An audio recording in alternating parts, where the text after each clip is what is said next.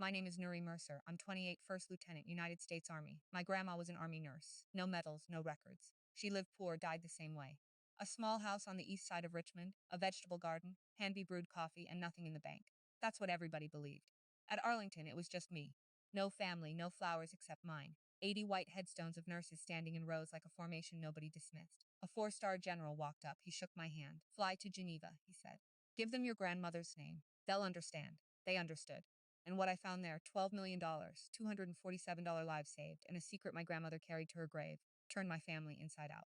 Before I go on, please take a moment to like and subscribe, but only if you genuinely connect with this story.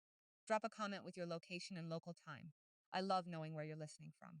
Now, let me take you back to a Tuesday in March. Cold enough that the dogwoods hadn't bloomed yet. The morning my grandmother died. The call came at 5:47 a.m. I was still in my apartment near Fort Belvoir, boots by the door, uniform pressed and hanging. A nurse at Richmond Community Hospital, her voice careful, rehearsed, told me Ruth Mercer's had passed in the night peacefully, no pain. I sat on the edge of my bed for a long time. My grandmother lived in a small house on the east side of Richmond, creaking hardwood floors. A vegetable garden she tended every morning before sunrise. The smell of hand-brewed coffee that soaked into the curtains and never left. The house was worth less than my sister's engagement ring. Nobody in my family thought that was strange. I did. She raised me on a phrase I heard so often it became the rhythm of my childhood. Discipline is kindness. Nuri, kindness to your future self. It was the reason I enlisted, the reason I made it through 18 months in a combat zone, stitching soldiers back together while mortar rounds shook the ground. Everything steady about me started with her. I called my mother first. Diane picked up on the fourth ring. Well, she said, she lived a long life. Let me know about the arrangements. That was it. No tears, no silence. That meant grief was too heavy for words, just a transaction. I called my sister Brooke next voicemail. I left a message she wouldn't return for 3 days. That evening, I drove to the house, let myself in with the key she'd given me when I was 16. Sat at her kitchen table, opened drawers I never had reason to open before. In the nightstand, tucked behind a Bible and a tin of peppermints, I found a yellowed envelope, handwritten across the front. Arlington, Section 21. Inside was a military ID card, faded and cracked at the edges. The rank read captain. She never told me she was a captain. Arlington National Cemetery in March is a place that makes you forget how to breathe. Rows of white headstones stretching toward the horizon like a conversation the living aren't part of. The sky was low and gray, frost clung to the grass. Section 21, the nurses' section. I learned about it the night before. A portion of the cemetery where military nurses are buried going back more than a century. My grandmother earned her place among them and I hadn't even known her rank. My mother didn't come. I have a closing this afternoon, Nuri, you understand? Brooke had a wedding tasting. Chad, her fiancé, apparently couldn't reschedule either, so it was just me, a chaplain with kind eyes, and a 7-person honor guard. They folded the flag with movements so precise it hurt to watch. The chaplain said a prayer. The rifles cracked 3 times across the stillness. When it was over, the honor guard left. The chaplain placed a hand on my shoulder and walked away. I stood alone with the sound of wind through bare branches. Then I heard footsteps on wet grass. A man in his 70s approached from the east road. He wore a Class A uniform, crisp, dark green brass gleaming even under overcast sky. 4 stars on each shoulder. I recognized the weight of that rank before I processed anything else. He stopped in front of me and extended his hand. I took it. Your grandmother saved more lives than most generals I've known, he said. His voice was deep and steady, the kind you'd follow into anything. I'm James Calloway. I served with Ruth a long time ago. He looked at the headstone, then back at me. Fly to Geneva, he said. Give them your grandmother's name. They'll understand. He pressed a business card into my palm and walked away before I could ask what he meant. I drove back to Richmond with the business card on the passenger seat and a question I couldn't put down. That night, I told my mother about the general. She laughed, not Cree, dismissively, which was worse. Some old man playing soldier at a cemetery, Diane said. Don't waste money flying to Europe, Nuri. You're a lieutenant, not a millionaire. The way she said lieutenant like it was a consolation prize. I'd deployed to a combat zone. I'd held a 19-year-old private's hand while he bled out waiting for medevac. But to my mother, my service was just a career that didn't come with a corner office. Brooke called the next day. One question. Did Grandma leave anything valuable like in the house? I hung up and opened my laptop. I searched every military database I had access to. Army Nurse Corps rosters, Vietnam-era deployment records, awards registers. Nothing came up under Ruth Mercer beyond standard service documentation. No medals, no combinations, just like she always said. But a 4-star general doesn't show up to a stranger's burial. Not without a reason that outweighs his schedule. I picked up the phone and dialed the number on the card. General Calloway answered on the second ring. Ruth served under me in Vietnam, he said.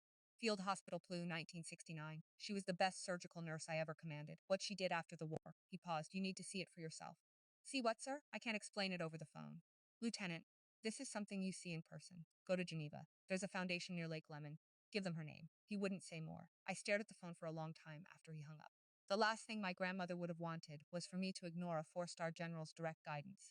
I used leave days and savings to buy the ticket. 9 hours dulles to Geneva. My mother's reaction was predictable. You're throwing away rent money on a wild goose chase. Diane said your grandmother lived in a shack, Nuri. There's nothing in Geneva for us. I packed light. The yellowed envelope from the nightstand, the faded captain's ID card, and a small leather notebook I'd found in the house, filled with handwriting I recognized as my grandmother's. Some pages in a shorthand I couldn't read. The flight was long enough to doubt everything. Maybe Diane was right. Maybe Calloway was sentimental. Maybe Geneva would be a dead end and I'd come home with less money and no answers. Then the taxi dropped me at a stone building near Lake Lemon. Old European architecture, ivy on the walls, a brass plaque by the door I couldn't read from the car. Inside the lobby smelled like lemon polish and old paper.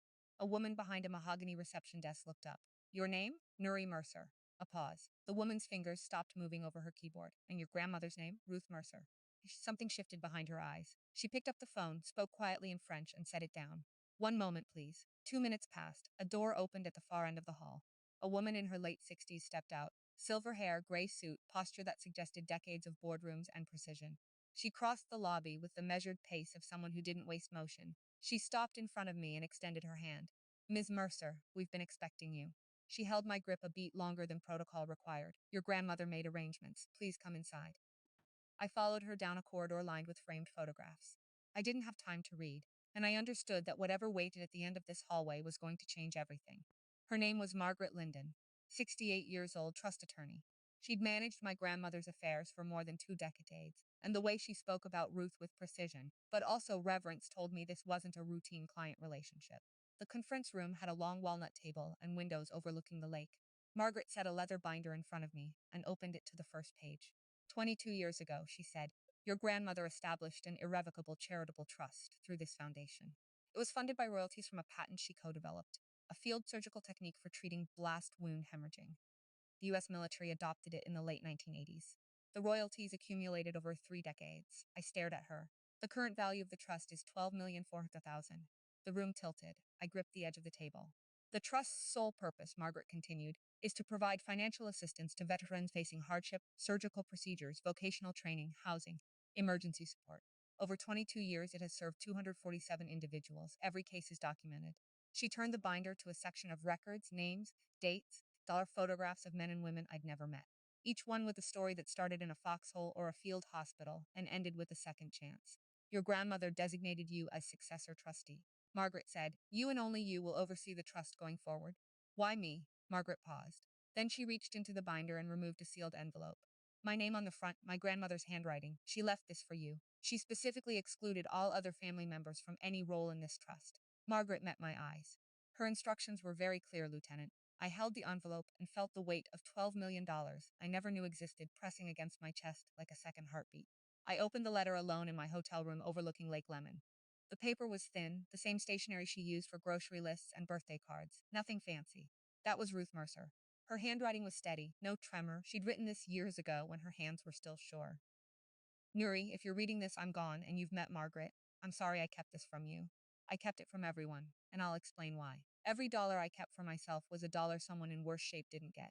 I saw boys, 18, 19 years old, lose their legs, their sight, their minds in places the world forgot about. The VA tried. It wasn't enough, so I built something that could be. Your mother will want this money. Your sister will want this money. They'll tell you I was confused or selfish or that blood comes first. Don't believe them. Blood came first for me, too. But some debts aren't paid with money. They're paid with discipline. I chose you because you're the only one who understands that. You chose the army when everyone told you not to. You chose hard over easy. That's all I need to know. Don't break this trust. Don't let anyone turn it into something that serves vanity instead of need. Discipline is kindness, Nuri. Kindness to your future self. I love you. Now go do the work, Grandma. I read it 3 times, cried twice. Then I folded it back into the envelope, washed my face, and called Margaret. I'm honoring every word I said. I expected nothing less, she said. Before I could hang up, my phone buzzed. A text from Brooke. Mom says you went to Europe. Are you insane? We need to talk about Grandma's house. The work was already starting. I landed at De Lassos on a Thursday evening. My mother was waiting in my apartment lobby. She'd driven 2 hours from Richmond, which meant she already knew something. Geneva, Diane said, arms crossed. I found your booking confirmation. You left your email logged in on my old laptop. I'd forgotten about that, a mistake I wouldn't repeat. We sat at my kitchen table. I told her the broad truth, the trust, the charitable foundation, my role as successor trustee. I didn't share the letter. Some things belong only to the people they were written for. Diane listened with a stillness I recognized, the same silence she used when calculating commission on a property she wanted badly. How much? She asked. $12 million. Her eyes changed. Not wider, sharper, like a lens adjusting. That money belongs to this family, she said. Your grandmother was my mother. It's an irrevocable charitable trust, Mom. It supports wounded veterans. It's not a family inheritance. You're telling me my mother had $12 million? 12 million. And we lived in that dump, and she gave it to strangers. She gave it to people who lost limbs in combat. Diane stood up. Her chair scraped the floor. I grew up embarrassed. Nuri, I lied about where I came from. I wore the same 3 outfits to school because my mother, apparently a millionaire, chose poverty. And you're going to sit here and tell me that money isn't ours. I'm telling you, it legally isn't and morally isn't. Her jaw tightened. Something shifted behind her expression. Not grief, not anger. Exactly. Strategy. I'll hire a lawyer, she said quietly. We'll see how irrevocable this trust really is. She picked up her purse and left without saying goodbye. The door didn't slam. Diane never slammed doors. She just closed them in a way that made you feel locked out. Brooke called the next morning. She opened sweet. My sister always opens sweet. Nuri, I'm so happy for you. Grandma must have really trusted you. I waited. So she said about the wedding. There it was. Brooke had booked Whitfield Country Club for a June ceremony. $40,000 deposited. Another $140,000 outstanding. $180,000 wedding for a couple who financed their engagement ring. Just a small portion of the trust could cover it. Brooke said, Grandma would have wanted her granddaughter to have a beautiful wedding, don't you think? Grandma wanted that money to help wounded veterans. That's exactly what it does. Silence. Then the sweetness curdled. You always acted like you were better than us because you sat in that moldy house with her, playing soldier, playing hero, playing martyr. This is a family matter. Nuri playing soldier. I deployed to a combat zone, Brooke, and now you're sitting on $12 million that should be ours. I ended the call. Within 48 hours, the campaign began. Diane called every aunt, uncle, and cousin within reach. Her version of the story spread through the family like fire through dry brush. Nuri is hoarding Ruth's fort. She won't share a penny with her own mother. No mention of the veterans. No mention of the trust being irrevocable. No mention of Ruth's letter or her wishes. Just a 28-year-old lieutenant who is too selfish to help her family. I called General Calloway that evening, told him everything. I've seen families tear apart over less, he said. His voice was calm, the kind of calm that comes from decades of command. Document everything, and don't be alone when they confront you. I thanked him, hung up, and sat in the silence of my apartment, realizing I was about to fight a war with no uniform and no rules of engagement. 2 weeks after Geneva, my mother staged an intervention. She called it a family dinner. It was a tribunal. The location, Diane's dining room in Richmond, present. Diane Brooke, Brooks's fiancé Chad Prescott, my Aunt Vicky, Diane's younger sister, and Uncle Ray, who mostly stared at his plate. Diane had prepared remarks. She actually had notes on index cards. Ruth was mentally unstable in her later years, she said. She clearly wasn't capable of setting up a trust this size. We believe the paperwork may be compromised. Aunt Vicky nodded. Diane's right. Mom always said Ruth was eccentric. I let them finish. Then I spoke. Grandma set up this trust 22 years ago. She was 60 years old. Her doctors confirmed full cognitive capacity. The trust was reviewed annually by a licensed attorney in Geneva and complies with both Swiss law and U.S. tax code. Diane's index cards slightly. You're 28 years old. She said, a first lieutenant making base pay. You think you can manage $12 million? I'm not managing the money, Mom. I'm protecting its purpose. There's a difference. The purpose should be this family. The purpose is 247 veterans who had no one else. The room went quiet. Chad cleared his throat and leaned toward Brooke. He thought he was whispering. Don't worry, he said. My firm has estate lawyers. We'll find a way. I heard every word. I stood up, folded my napkin, and placed it beside my plate. Military habit. You leave a table the way you found it. I love this family, I said. But I will not apologize for honoring my grandmother's wishes, and I won't pretend that wanting her money is the same as missing her. I drove back to Fort Belvoir in the dark, gripping the wheel hard enough to leave marks on my palms. The next morning, I woke up at 0500, force of habit, and ran 5 miles on the base track before the sun cleared the trees. Running is how I process. By mile 3, I had a plan. I video called Margaret Linden in Geneva. They're threatening legal action, I said. My mother's hired an attorney. Margaret's expression didn't change. She'd been doing this longer than I'd been alive. The trust is irrevocable and administered under Swiss law with full U.S. compliance. She said, your mother has no legal standing. Any challenge filed in a Virginia court will be dismissed for lack of jurisdiction over the trust corpus. If they persist, they'll be liable for opposing counsel's fees. She sent me a 4-page summary letter, the kind of document that reads like a polite wall of steel. Use it when you need to, she said. And Nuri, your grandmother anticipated this. She told me Margaret Mydole tried to take it. That's why I chose Nuri. Hearing Ruth's words through someone else's voice hollowed me out for a moment. Then I straightened my spine the way she taught me. I spent the next week reaching out to veterans the trust had supported. I needed to understand the full scope of what my grandmother built.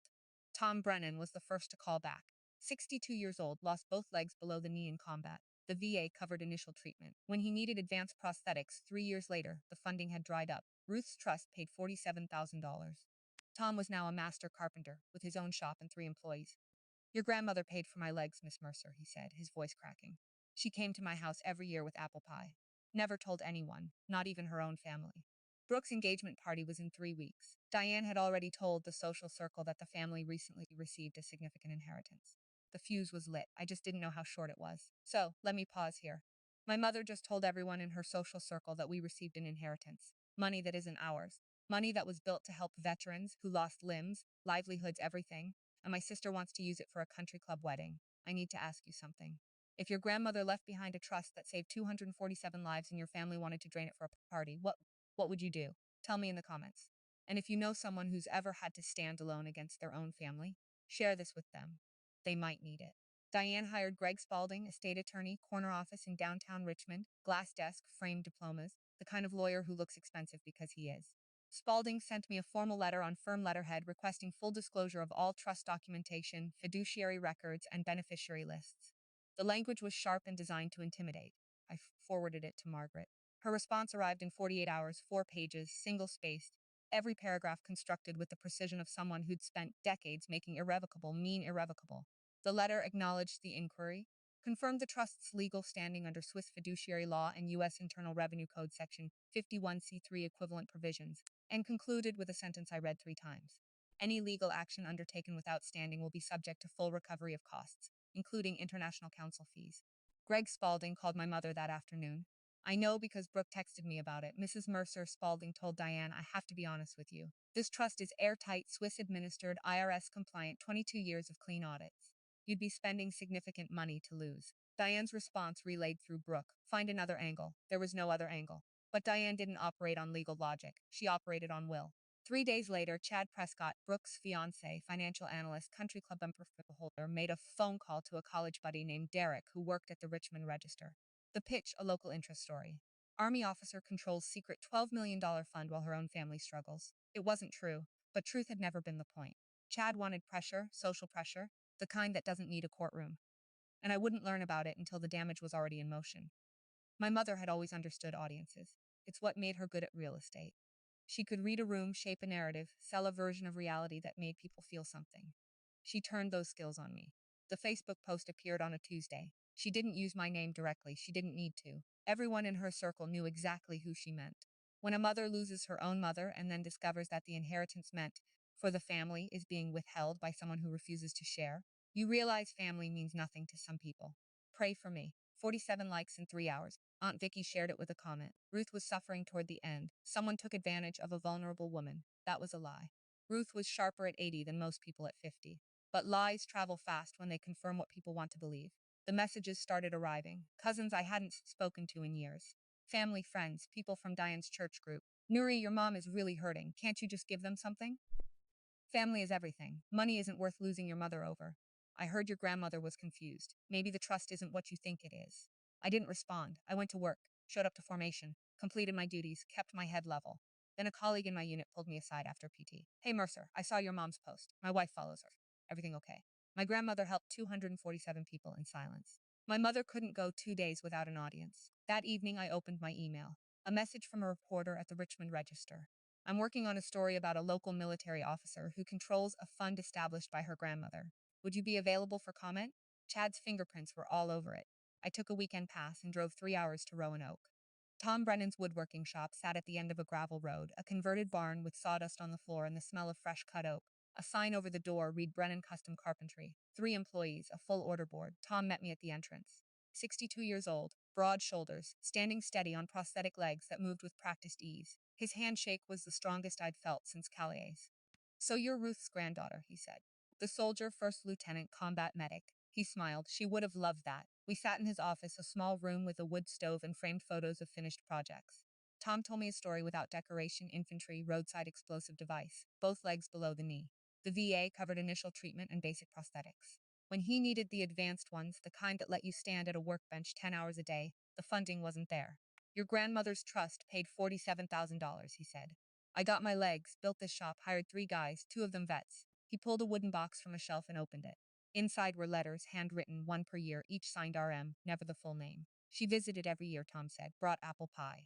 Sat right where you're sitting, never wanted credit, never mentioned family. He introduced me to 2 other veterans in the area. Each had a similar story. Different wounds, different years, same quiet intervention from a woman who could have lived comfortably and chose not to. Before I left, Tom walked me to my car. He looked at me with an expression. I recognized the look of someone who owes a debt they can never repay. If you ever need people to stand up and say what Ruth did, he said, you call me. I'll bring 50 guys who owe her everything. I drove back to Fort Belvoir, knowing I wouldn't have to fight this war alone. Diane found a second attorney, someone less cautious than Greg Spaulding, someone willing to file a challenge in Virginia court on the theory that Ruth lacked testamentary capacity. A long shot wrapped in desperation. The email arrived on a Wednesday evening, copied to Brooke, Chad, Aunt Vicky, and me. Diane's words, but clearly drafted with legal input. Nuri, you have until Brooke's engagement party to agree to a redistribution of the trust assets among immediate family members. If you refuse, we will proceed with legal action in Virginia and cooperate fully with media inquiries regarding the fund's administration. This is your last chance to do the right thing for your family. An ultimatum delivered like a cease and desist letter to your own daughter. I forwarded it to Margaret. Let them file, Margaret said. Her tone hadn't changed since the first time I called her. Measured, unshakable. Virginia courts have no jurisdiction over the trust corpus. It's administered under Swiss law. Any filing will be dismissed and they'll owe costs. I'll prepare a response. I thanked her. Then I sat with the harder question. Brooke's engagement party was in 10 days. Whitfield Country Club, 80 guests, champagne. A celebration I'd been invited to before any of this started back when I was just the younger sister who chose the army over a real career. I could skip it. No one would blame me. Diane had turned it into a battlefield. But I kept hearing Calloway's voice. Don't be alone when they confront you. Then a second thought. Diane had also invited a reporter from the Richmond Register. She wanted the confrontation public. She wanted witnesses to her version. Fine. If she wanted witnesses, I'd bring mine. I wasn't going to hide. I called General Calloway that night. They've given me a deadline. I said my sister's engagement party. My mother plans to make a speech publicly in front of 80 people accusing me of keeping the trust from the family. She's invited a reporter. Calloway was quiet for a moment. Then Ruth told me this would happen. She said, James, my daughter will try to take it. That's why I chose Nuri. Sir, I don't want to turn my sister's party into a confrontation. It's already a confrontation, Lieutenant. Your mother made it one the moment she sent that email. All I'm offering is the truth. He was right. Diane had chosen the venue, the audience, the narrative. She'd invited the press. She was counting on me being alone, outgunned, and too loyal to fight back in public. I'll come, Calloway said. And I won't come alone. Only if they go first, I said. I won't ambush my own sister's party. Agreed. If your mother doesn't attack, we're just guests paying respects. He called Tom Brennan. Tom called 4 other veterans the trust had supported. 5 men who owed their livelihoods to Ruth Mercer's quiet generosity. We'll be there by 6, Calloway said. Dress blues. I nodded even though he couldn't see me. Military habit. That evening, going through my email, I found something that tightened every muscle in my back. Diane had sent the engagement party invitation to Charlotte Hayes, the reporter from the Richmond Register, not Derek, Chad's buddy. Charlotte, a real journalist with a real byline. My mother didn't just want social pressure. She wanted a story. The headline she was pitching, a greedy granddaughter keeping a family from its rightful inheritance. She had no idea the story was about to flip. 3 days before the party, Brooke invited me for coffee. Just as sister, she said. The cafe was in short pump neutral ground, or so she thought. She started with tears. Real ones, probably. Brooke had always been good at crying when it served her. This wedding is everything I've dreamed of, she said. Mom and I are drowning in debt. Chad's parents are pulling back. The caterer needs final payment by Friday. I'm not asking you to dismantle the trust, Nuri. Just a small portion. Grandma would have understood. I looked at her across the table. When was the last time you visited Grandma? Her mouth open closed. She was in a hospital bed for 3 weeks before she died. Brooke, you didn't come once. I was busy with wedding planning. She was dying. Brooke's jaw set. The tears dried faster than they'd come. She was old and boring. Nuri, she had nothing to offer. She lived in a falling apart house and smelled like coffee grounds. But apparently she had $12 million and you're sitting on it like a dragon. There it was. The real Brooke underneath the tears and the sister talk and the dreams about centerpieces. That money saved 247 veterans' lives. I said your wedding budget wouldn't save her. She flinched, then leaned forward. Mom forwarded your email threads about the trust to that reporter. She got them from the laptop. I stared at her. She pulled my private emails. She said it was still her laptop. It was my correspondence about a legal trust. I stood up. Thank you for telling me, Nuri. $12 million, Brooke. And every cent of it goes to people who lost more than you'll ever understand. I walked out. The coffee was still warm. I never went back for it. The night before the party, I drove to my grandmother's house. I let myself in. The air still smelled like coffee and old wood.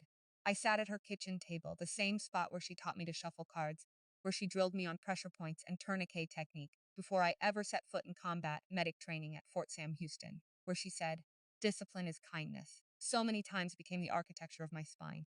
I opened the leather notebook page after page, name after name. In Ruth's careful handwriting, each entry was a life. Tom Brennan, prosthetics, 2004, $47,000. Sarah Oakes, mortgage cleared, 2011, $22,000. Rent, college fund for children, 2017, $35,000. 247 names. 247 people who went to sleep one night thinking they had nothing left and woke up because a woman in a small house on the east side of Richmond decided they mattered.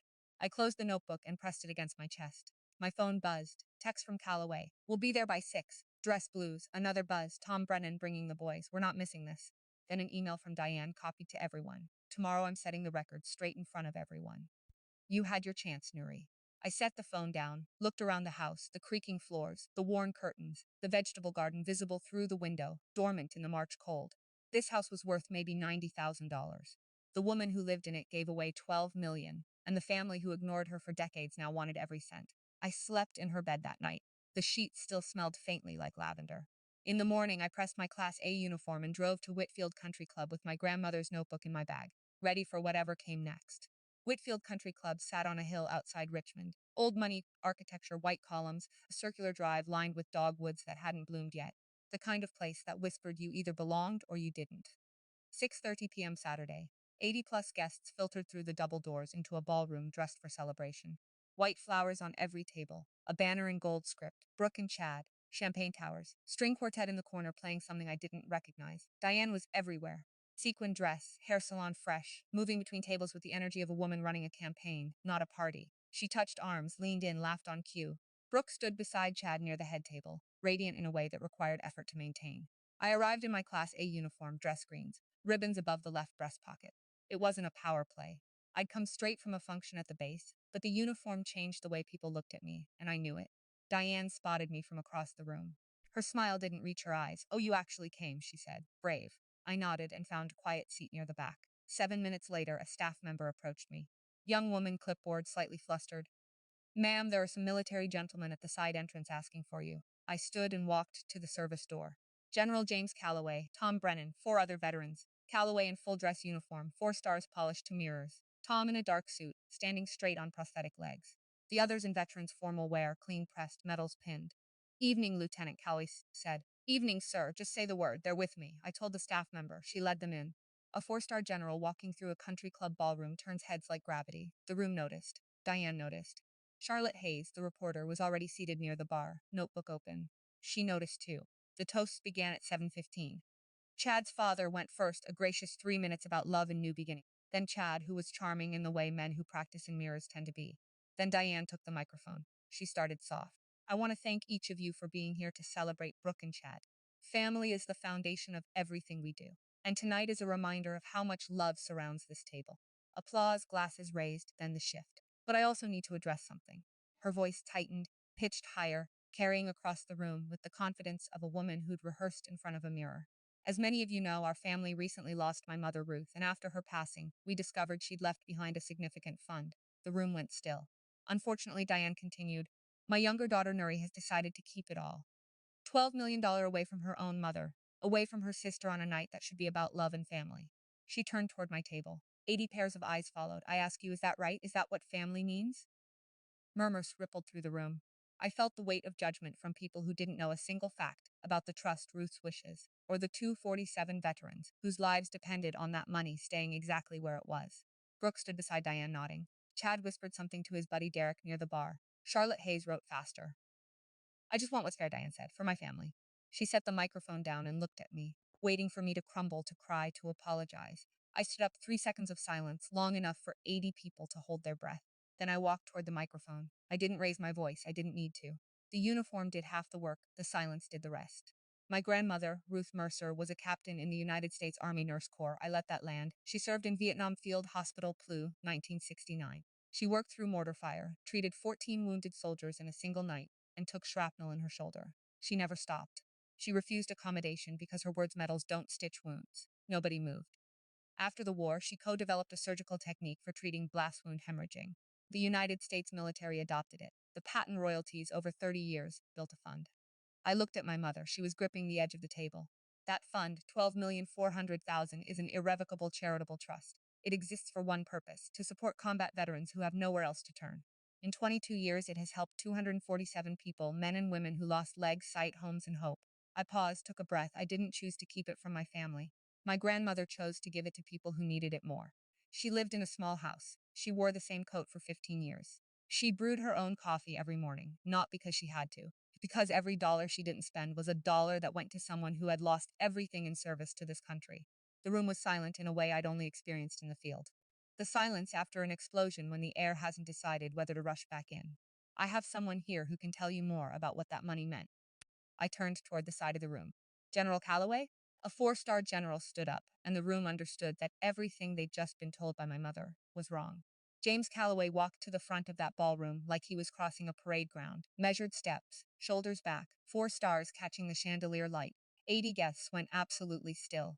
Ladies and gentlemen, he said, I served 38 years in the United States Army. I commanded brigades and divisions. I planned operations that made the evening news. But the bravest person I ever served alongside was a 5-foot nurse named Ruth Mercer.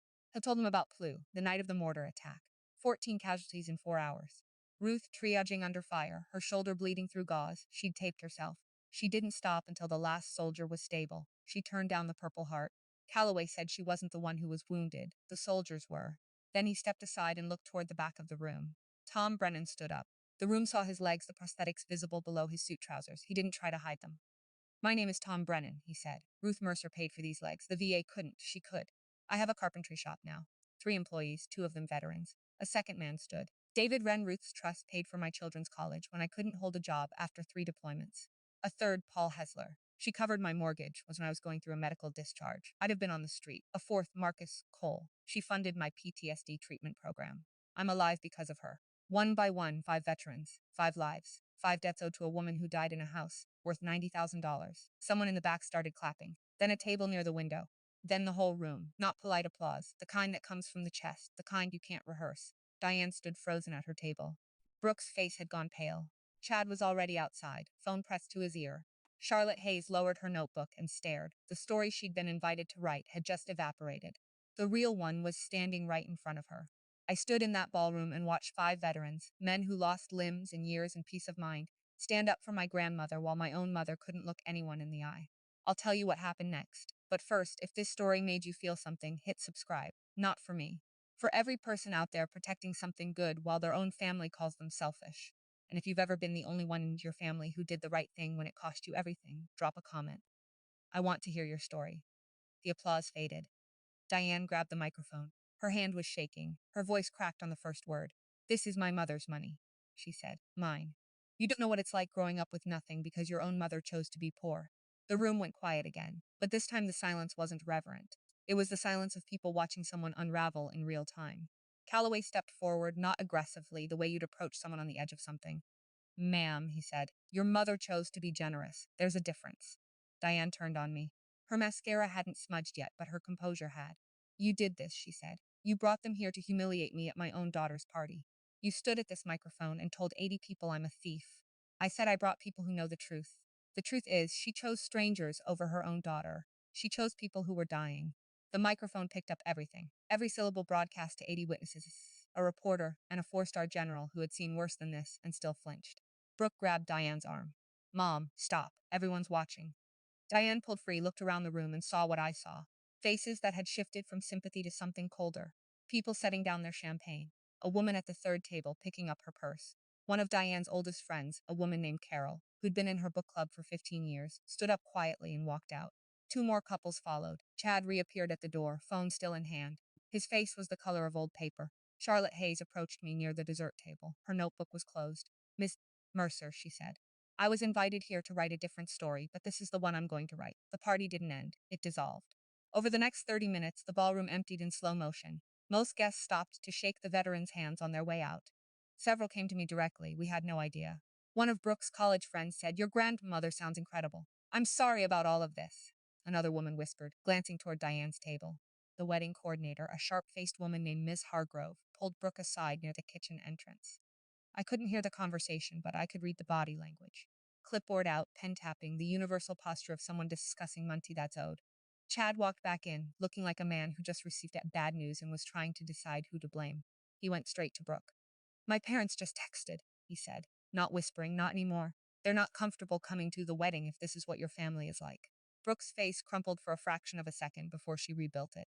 Military spouses do that. Brooke wasn't military, but she was learning fast. Diane sat alone at her table, one champagne glass, untouched, staring at the floral centerpiece like it owed her something. I didn't go to her. I stayed with Tom and the veterans. This was the first time they'd met Ruth's granddaughter in person, and they had stories to tell. Small ones, quiet ones, the kind Ruth would have preferred. Before he left, Tom reached into his jacket and handed me a small box. I opened it. A Purple Heart medal, bronze enamel, George Washington's profile. Ruth earned this, Tom said. She never picked it up. The VA still had it on file. I pulled some strings. I held it in my palm. It weighed almost nothing. It meant everything. She said she wasn't the one who was wounded, Tom said. But I think she was. Charlotte Hayes published her article 4 days later in the Richmond Times-Dispatch. The headline read, "The Army nurse who gave $12 million in silence and the granddaughter who kept her promise." It was the kind of article that makes you set down your coffee and read it twice. Charlotte had done her homework. Interviews with Calloway Tom, two other veterans, Margaret Linden by phone from Geneva. She'd pulled Ruth's military service record and confirmed the patent. She'd spoken to 3 guests at the engagement party, all on the record. The article didn't attack Diane by name. It didn't need to. The contrast between Ruth's quiet generosity and the family's public demand for the money spoke for itself. One paragraph mentioned family members who sought to redirect the trust's charitable assets for personal use. 80 people at that party knew exactly who that meant. The article went digital at 6 a.m. By noon, it had been shared more than 50,000 times. By evening, it was on the front page of 3 military veteran forums and trending on social media under a hashtag I hadn't created and couldn't control. My mother's Facebook post, the one about being abandoned by her own daughter, was still public. The comment section transformed overnight. Strangers who'd read the article flooded it with responses that Diane couldn't delete fast enough. Aunt Vicky called Diane that afternoon. I wasn't on the call, but Brooke told me about it later. You told me Ruth was senile, Vicky said. You told me she was confused. You lied to me, Diane, about our own mother. Vicky hung up. Greg Spaulding, the first attorney, the cautious one, called Diane the next morning. I'm withdrawing from the case, he said, and I strongly suggest your second attorney does the same. The narrative had flipped, and Diane was standing on the wrong side of it. The fallout reached Brooke 3 days after the article. Chad's parents, Frank and Lydia Prescott, the kind of people who donated to veterans' charities at Christmas and displayed the receipts on their mantle, called Brooke directly. We love you, sweetheart, Lydia said. But the way your family behaved at that party, demanding money from a veterans trust in front of all those people, we need some distance. Chad said the rest himself, standing in their shared apartment, overnight bag already packed. I can't start a marriage with this kind of baggage, Brooke. I need time. He didn't say how much time. He didn't need to. The overnight bag said enough. The wedding was postponed indefinitely. Whitfield Country Club retained the $40,000 deposit under the cancellation penalty clause. Miss Harove was sympathetic in the way people are sympathetic when contracts are involved. Brooke called me for the first time in weeks not to demand, not to strategize, to cry. I listened. I didn't say I told you so. I never would. I'm sorry this is happening to you, Brooke, I said. I really am. It's all falling apart, she whispered. I know. Can you just fix it? I can't break the trust, and I won't pretend what you and Mom did was okay. Long silence. Mom told me Grandma never loved us, Brooke said. She said Grandma was cold and selfish. I believed her. Nuri for 20 years. I believed her. Grandma wrote letters to every veteran she helped. She knew their children's names. She visited Tom Brennan every year with apple pie. She never visited us. You never invited her. The line was quiet for a long time. Then Brooke hung up, not angry, just empty. Set the phone down and looked at the Purple Heart on my desk. Ruth earned it. Her family never knew. The numbers told the story more clearly than I could. Diane lost 3 real estate clients within the week. In a small market like Richmond's suburban corridor, reputation is currency. When clients Googled her name, the article came up before her listings. One client, a couple relocating from Northern Virginia, emailed to say they'd decided to go in a different direction. The others simply stopped returning calls. Aunt Vicky cut contact entirely, changed her number, unfollowed Diane on every platform. 26 years of sisterhood dissolved in a phone call. Diane's second attorney, the one willing to file the capacity challenge, withdrew after reading the article and the response from Margaret's firm. This case is unwinnable and reputationally toxic, he told Diane. I can't attach my name to it. Total financial damage to Diane and Brooke. $40,000 in forfeited wedding deposits, $15,000 in legal fees across 2 attorneys. The engagement value incalculable, effectively over. On the other side of the ledger, Ruth's trust received $340,000 in unsolicited donations in the 2 weeks following the article. Veterans organizations shared the story across their networks. A retired colonel in Texas sent a check for $25,000 with a note. For Ruth, I wish I'd known. Callaway introduced me to the National Veterans Advocacy Coalition. They wanted to partner with the Trust on a new housing initiative. Margaret confirmed the paperwork could be structured within the existing charter. And the morning after the article went viral, I received an email from the Trust Advisory Board in Geneva. We'd like to meet with you next month to discuss expanding the fund's mission. Ruth Mercer built her trust in silence. It took one newspaper article to show the world what silence sounds like when it's worth $12 million. Diane called me at 1:30 in the morning. I was at Fort Belvoir, awake because soldiers learn to sleep light and my phone never stays far. Her voice was different. No edge, no strategy, just a woman in her 50s sitting somewhere dark talking to her daughter. I grew up in that house, Nuri. I listened with nothing. No nice clothes, no field trips. Do you know what it's like when other kids ask why your lunch is always the same? When your mother could have fixed everything and chose not to. I sat on the edge of my bed. Outside, the base was quiet. She chose strangers over me. Diane said her own daughter. She had $12 million, and she let me go to school ashamed. She chose people who were dying. Mom, I had nothing too. You had a roof, food every day, a mother who came home every night. Some of those veterans didn't even have that. The line went quiet. I could hear her breathing. The uneven rhythm of someone trying not to cry and losing. She let me grow up embarrassed, Diane said, and she had the money to fix it. I closed my eyes. For the first time, I didn't hear my mother, the strategist. I heard the girl who wore the same 3 outfits to school and wondered why her mother never bought new ones. Ruth's choice was right. I believed that the trust saved 247 lives. But Ruth's choice also cost something, and the person who paid wasn't a stranger in a VA hospital. It was the little girl who grew up in that small house on the east side of Richmond. I understand why you're angry, Mom, I said. But I can't undo what Grandma built, and I won't. The call ended without goodbye. Just a click and then the sound of nothing. I didn't sleep the rest of that night. The following Saturday, I drove to Arlington before dawn. Section 21 was empty at that hour. Just me, the headstones, and a mist that sat low on the grass like it wasn't ready to leave. The sun hadn't cleared the tree, and everything was gray, blue, and still. I found Ruth's marker, white marble, simple lettering, Ruth Mercer, Captain Army Nurse Corps, Vietnam. I placed the purple heart at the base of the stone. The metal caught what little light there was. You earned this, Grandma. I sat down on the grass. It was cold and damp, but I'd sat on worse. I told her everything about Geneva, about Margaret and the binder with 2 to 47 names, about Dean's campaign and the engagement party and Callaway and Tom standing up in that ballroom. About the article, about the donations pouring in, about the trust growing instead of breaking. Mom called me last night, I said. She's hurting. I know, but I won't break my promise. The wind moved through the bare branches above. In a few weeks, the dogwoods would bloom. Ruth had planted dogwoods in her yard, the stubborn kind that bloomed late and lasted long. A young soldier walked past on the service road. She noticed the purple heart on the headstone, stopped, and came to attention. A full salute, held it for 3 seconds, then dropped it, and kept walking. She didn't say a word. She didn't need to. I smiled, stood up, brushed the grass from my uniform. My phone buzzed. A message from Margaret in Geneva. The Trust Advisory Board has confirmed a meeting next month. They'd like to discuss expanding the fund. When can you travel? I looked at Ruth's headstone one more time. Still on mission, Grandma? Then I walked back to my car and drove south. 2 weeks later, I invited my mother for coffee. Not at her house, not at mine. A cafe on Broad Street, public, neutral, well lit. The kind of place where voices stay level because other people are watching. Diane arrived in a navy blouse and no makeup. I'd never seen her leave the house without makeup. Something had shifted. We ordered. I waited until the cups were down. I'm not going to apologize for honoring Grandma's trust, I said. And I need you to stop telling people I stole from this family. Nuri, the trust is irrevocable. No court, no lawyer, no Facebook post will change that. Margaret's firm has confirmed it. 2 of your own attorneys have confirmed it. This is settled. Diane looked at her coffee, stirred it, didn't drink. But I'm still your daughter, I said. And I want you in my life. If you want me in yours, here are my terms. I'd written them down, not on index cards. That was her method. Just 3 lines in the notebook I carried. 1, no more lies about the trust. Not to family, not to friends, not online. 2, no more pressure, legal, social, or emotional, to redistribute funds that belong to veterans. 3, a genuine acknowledgement that what Grandma built matters, not to me, to her memory. Diane was quiet for a long time, long enough the couple at the next table finished their scones and left. I don't know if I can do that, she said, not defiant, honest. Then I'll be here when you're ready. I reached across the table and squeezed her hand, brief, firm, the way Ruth would have done it. Then I stood up, left money on the table, and walked out into the sunlight. She didn't follow, but she didn't argue either. Sometimes that's the first step. You just don't recognize it yet. Brooke called me on a Thursday evening. Her voice sounded different, lighter, and heavier at the same time. The way people sound when they've put something down they've been carrying too long. I went to Grandma's house last week, she said. I sat down the report I was reading. First time in a while. 5 years, Brooke said. I sat in her kitchen for an hour. Just sat there.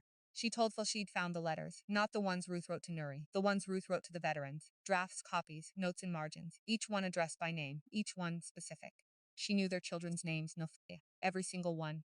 She'd ask about report cards and soccer games. She remembered anniversaries. I didn't say anything. I let her find the words.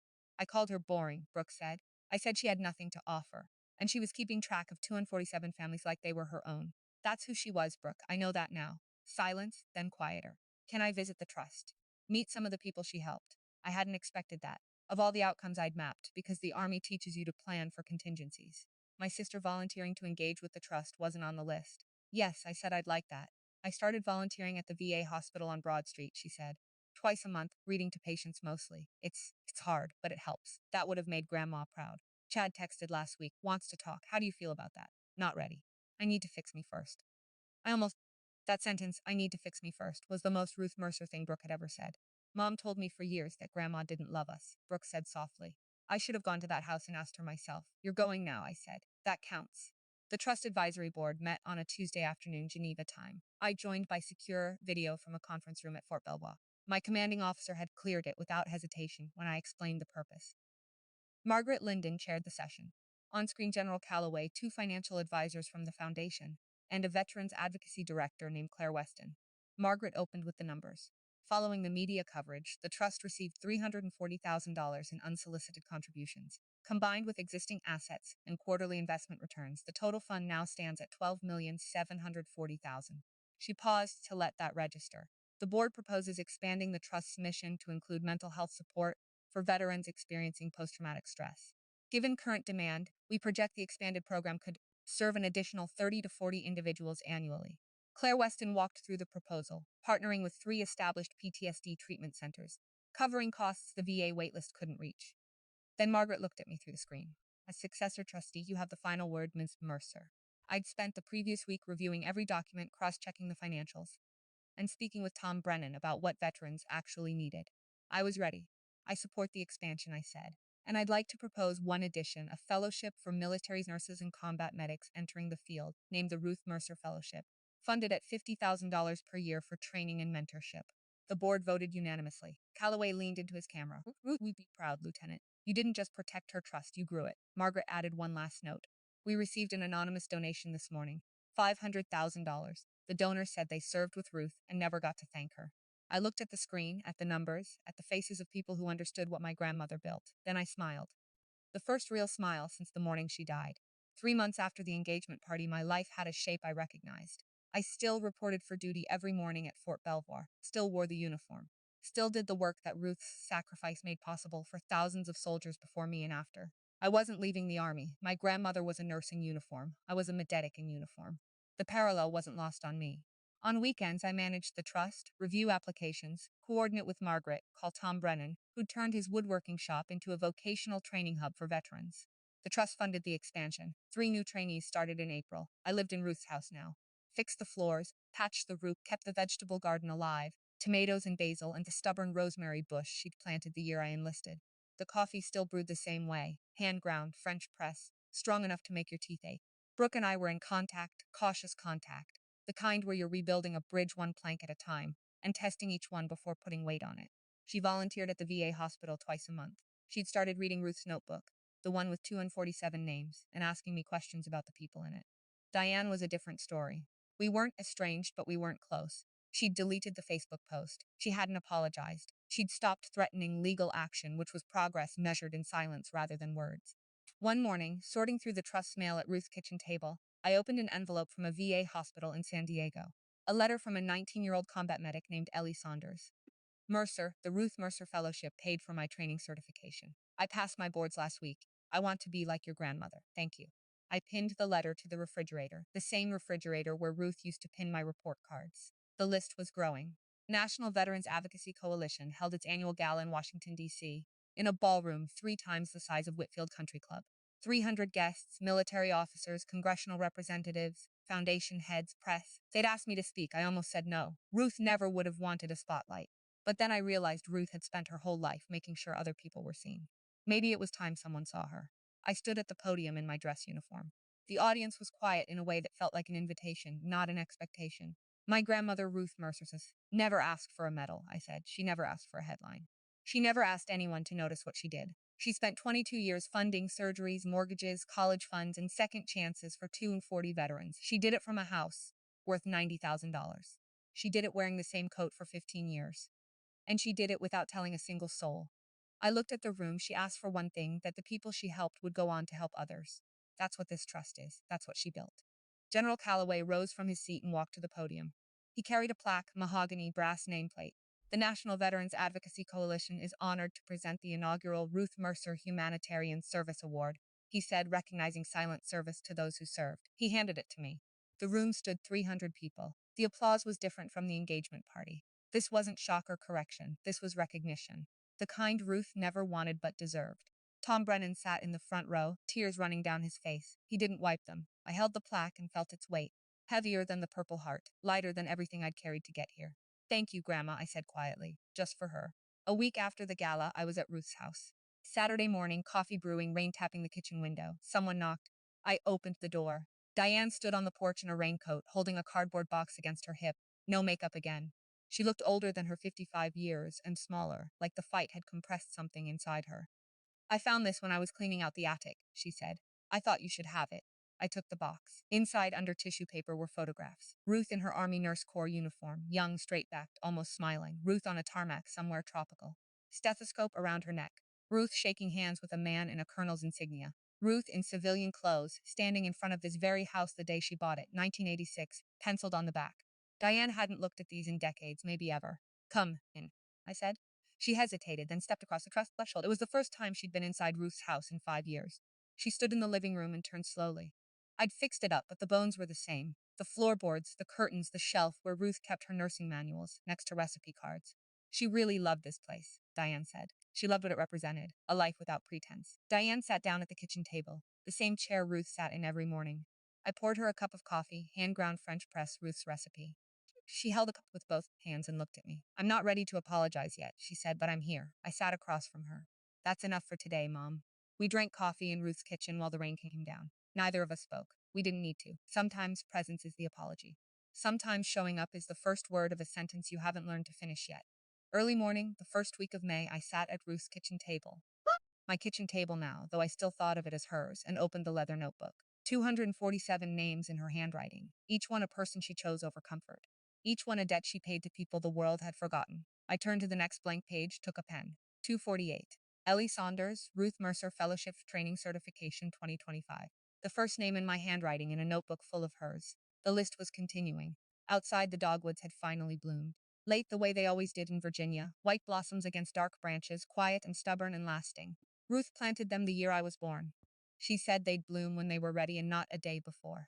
I closed the notebook and slid it into my bag next to the summary letter from Margaret, the Purple Heart in its velvet box, and the letter Ruth wrote me in Geneva. Then I pulled on my uniform, boots laced tight, cover squared. The face in the hallway mirror looked like someone my grandmother would have recognized, not because of the rank or the ribbons, but because of what's behind the eyes. Before I walked out, I stopped at the framed photograph on the hallway shelf. Ruth in her army greens, young and steady, looking directly at the camera like she was daring the world to underestimate her. I touched the frame. 248 now, Grandma. I opened the front door. The May air was warm and clean, smelling like cut grass and dogwood blossoms. A Carolina wren was singing from the rosemary bush, loud and certain, the way small things are when they don't know they're small. I stepped outside, closed the door behind me, and walked toward the day like a woman who knew exactly what she was carrying and why. Discipline is kindness. Kindness to your future self. She told me that my whole life. I finally understand what she meant. That's my story. My grandmother lived like she had nothing because she gave everything to people who had less. My family wanted her money. I chose her mission. If this story made you feel something, if it reminded you of someone in your life who gave without asking for credit, I'd love to hear about them in the comments. And here's a question. If you had to choose between keeping the peace with your family and protecting something that mattered, what would you do? Option A, protect the mission. Option B, keep the peace. Tell me below. And if you haven't subscribed yet, now's a good time. There are more stories in the description. People like you and me standing up when it costs everything. Thank you for staying until the end.